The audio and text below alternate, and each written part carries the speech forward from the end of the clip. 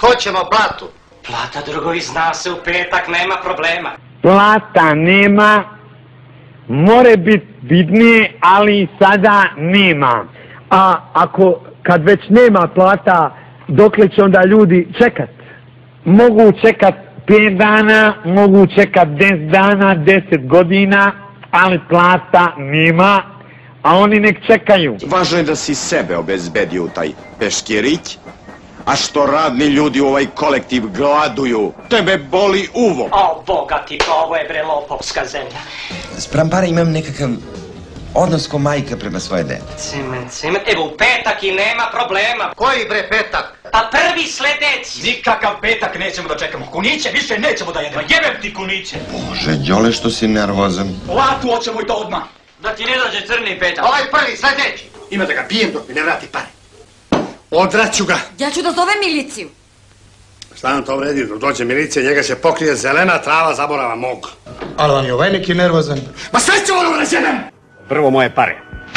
A vidiš, Đole, kako se uzbuđavaš lako. To je zato što si gladan, a ne znaš šta ti. U januaru ste rekli lova u aprilu, od tog obećanja prošle godinu dana. Nemoj da me lažite više! Koliko? Pa 20. 20. 20.